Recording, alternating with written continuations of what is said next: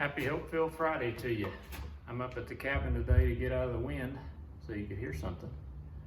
No calves around today. I just moved them so they're out on the fresh grass grazing about knee-high peas and oats, having a big time.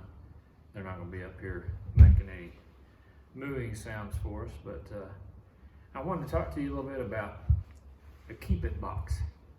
I hope you guys are doing well, by the way, through everything that's going on. I have a folder and I call it a Sentimental Folder, and I started it a long time ago. I don't know, maybe even before we had kids. But I come across a card or one of the kids, you know, from younger up until recently, writes something nice, something that means a lot to me, and I slip it in this Sentimental Folder, and I leave that out above my desk.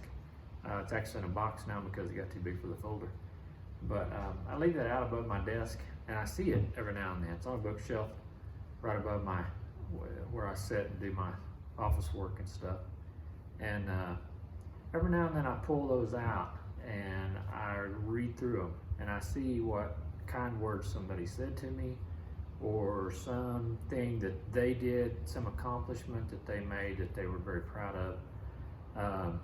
And it just kind of resets my thinking. It kind of gets my mind in the right place. And you know, with everything that's going on in the world right now, it's easy to get into fear and lose hope and not, you know, have a clear idea. And I sure don't have a clear idea of where things are going. We're kind of doing things one step at a time on the farm because this is pretty much uncharted territory for everyone. But you know, you may think, well, that's good for you because you started that years ago, and you know, maybe you're thinking you didn't start that, so you don't have that box. Well, the good news is you can start that today. Even if you don't have close family members, relatives around, you can go do something for someone. You can send a text, you can send an email, you make a phone call, post on their social media, whatever it is, and you know, lift them up, do something for them, ask how they're doing. That means a lot to people.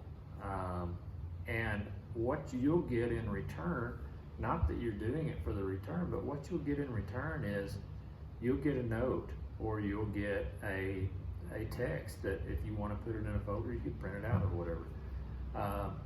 And that person that you touched will say something that will blow you away. And they'll say, I was going through this and this and this, and when you said that, it just made me feel whatever it made them feel. It's amazing to me every single time that I do it or I see someone in my family do it, the response that we get to, you know, just that really insignificant and easily done reaching out to someone else. A guy told me one time when I got ready to switch over to rotational grazing, no one around here was doing it, and that may not sound like a big deal to you, but for me it was unprecedented, and I didn't have any idea of what to do or how to do it. And I had watched all these different presentations on it, and I heard this guy on a podcast one time, and so I reached out to him and said, could I talk to you? And that's kind of out of character for me. I don't really like to reach out. I feel like I'm bothering people whenever I ask them for some of their time. But he said, yeah, you know, I'm driving tomorrow, here's my number, call me, we can talk as long as you want to. I called that guy, and I bet we talked for an hour. And he asked me questions, and I told him what I was thinking, and he kind of said, well, you know, he tweaked a few things about what I was thinking.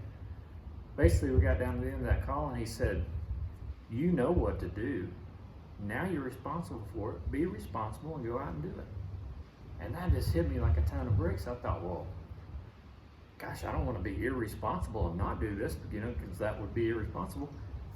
But sometimes when something bears witness with you like that, and you feel that weight that you need to do it, then you probably need to do it. So anyway, I just wanted to come by and wish you a really hope-filled Friday. Hope you have a great weekend. Hope things are going well for you, and we'll catch you down the road.